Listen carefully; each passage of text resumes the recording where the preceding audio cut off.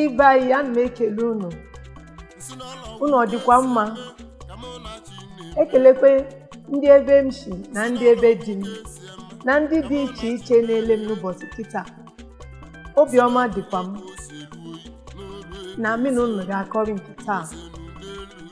Aha m Chinwe Laurencia Ebili, ahụ m onye Imo steeti, a na-alụkwa m na Imo steeti na Ijeatọ South n'isi Ekenesi.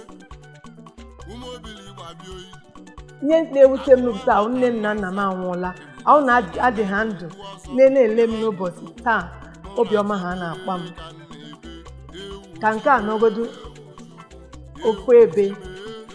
Ụmụnne m na ejima m ma ndị dị iche iche na-ele m, Chineke ya bịa gọzie unu n'iledo m nwa Chinwe Ebili. Amụrụ anyị abụọ, ejima nwanyị na nwanyị. Ihe mere m nwa Chinwe bịa lụọ onye isi ojii, ejima m bịa lụọ onye bekee. Aha ejima m kwanụ Celine Ndidi, aha ndị ewu Rodney D'Souza. Ejima m bi ala bekee. Nwa m na-agwọ kamgbe anyị na nwata bụ ime ihe onyonyo. Mgbe anyị gasara akwụkwọ otu ibe anyị si gaa, ebe ahụ ala ndị ofe mmanụ ka m gara akwụkwọ, dakwana ya ọfụma, na-eme ihe niile ibe m na-eme. Ụmụ nwanyị nọ n'ime ya, lụọ di, Chineke gọzie mi na di m. Ụmụ anọ. Aha dị m akwanụ Kenneth Ubadinobi Ebili. Chineke ya gọzie m ebe ọbụla ị nọ. Mgbe m gwara gị achọrọ m ime ihe oyoyo, gị sị ị ga-aga anọ ala ikile m ụmụ ha bụga ihe onyonyo. M gwakwa na esi ihe mewu ihe onyonyo, ihe nọ m n'obi kamgbe m dị na nwata, sọ onye m ga-eme.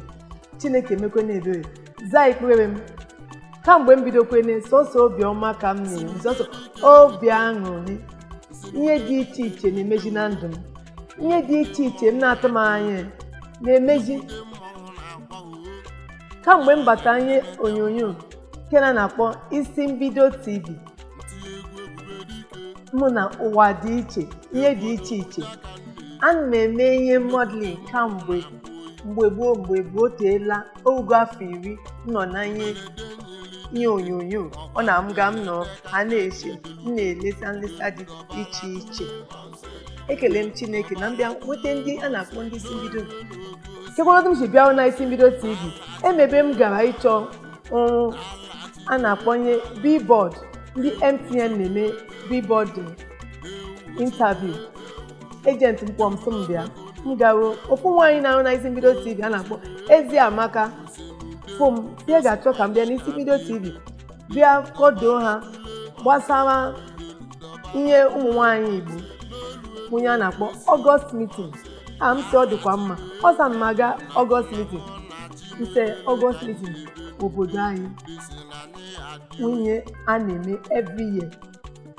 A na-agago mee ofu ma ọ abụọ n'ụlọ. A ma akọtali ihe ga-abụ mbịa m gaji echi amine na kọwema ọjọọ m ajụjụ dị iche iche. Ntụsakwa na adị ajụjụ obiọma kpọọ ya kpa ya nga ozita m ajụ. Oge ruo mgbe m ga-ala, m si ya mba, achọbeghị m ile, achọrọ m ihe onye nwe onye isi mbido, ma ọ ga-enye m onwe ebe a, ma ihe ọbụla ọ ga-enye m ga onye m na-achọ m ịma na Isi Mbido TV. Ọ sị nse eziokwu onye nwe ya ome weta ekwentị nwaanyị a nye m, sị mgbe m kpọọ ya na ọ dịka enwe ya ọ na-eme. M hapụ ya laa kpọma nwaanyị a na-akpọ Grace Esiel. Mmezami na nwaanyị a mee hụ nwaanyị o mere am interview. So ụbọchị kịta ka m ga-ebido ịhụrụ m sị otu a ka esi ahụ kpọkwa m n'ọkwa n'okwu Igbo. Chineke nna ka ebe m ga-ebido ọ sinye m ewu ama abịa bido ihe dịka izu ụka na-abịa n'ihu. Ngaji emumazi ihe m ga-eme bidaje ga na-elegharị ụmụ akwụkwọ Igbo m ga-enweta, m ga-agụli jikwa na-enye onwe m aka. Ndị aka anyị nọ njez ele ihe m ga-eme osi ihe m ga-eme wu ihe a na-akpọ fashion and lifestyle, beauty tips na spotlight on professional.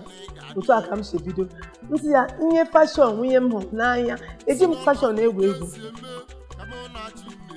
ahụ na onye m ga na-ekwu na onyonyo obiọma ga-akpa m site mgbe ahụ ruo ụbọchị taa onye m na-eme ikwu gbasara ejiji maka ana m like ịkwado nkwado ana m like ihe nlecha ndị ma onye Chinwe Ebiliwe onye ha ji maa m alike m nkwado like m ịdị mma n'anya ihe ọbụla eji mgbasa nkwado na ite etemete na ilezi onwe m na ilekwakwa ndị mmekpe na ha dị onye ji maa m ana m eji ya egwu nke mgbe m bịa na isi mbido ihe dị iche dị nnukwu na ndụ m aga m Chineke na gọziere anyị onye nwe isi mbido TV odome ya ọfụma na-enyekwa ihe dị mma ka o ji na-emekwa isi mbido TV maka isi mbido TV wee ebe anọ onye ọbụla na-elebeghị isi mbido TV ebido ọ gabeghị aga o jebeghị eje onwe ihe dị iche iche o megoro na ndụ m mgbe gboo m chekwu ka ihe ọ na-eme m pụta mgbe m bịa na isi mbido TV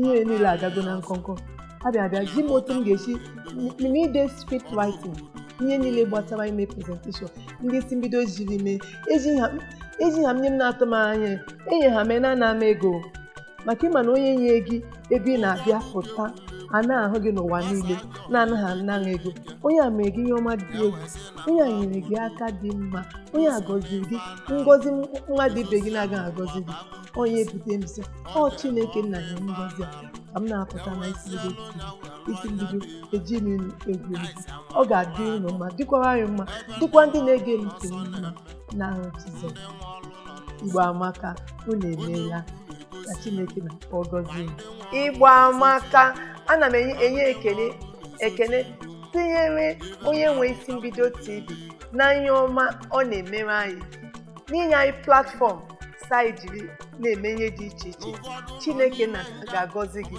gọzie ihe niile ị na-eme ka ọ na-aga n'ihu ụlọ ọrụ gị agaghị agba ọkụ ka ya agaghị agbakwa n'ọkụ Chineke na chedo anyị adụkwa mgbe ebighị ebi Igbo dị mma nye unu na-asọ m nye unu na-eme m Paulina Chineke na ya gọziere ndị Igbo gọzikwa obodo Naịjirịa gọzikwe di m na ezinụlọ ọ ga-adịrị unu mma udo afa m bụ Chinwe Ebiliwe na-elenu isi mbido TV ebe a na-ewetara unu ihe gbara ọgụrụ ewepụkwala anya ebe aha isi mbido TV bụ ebe ọ na-akpọtụ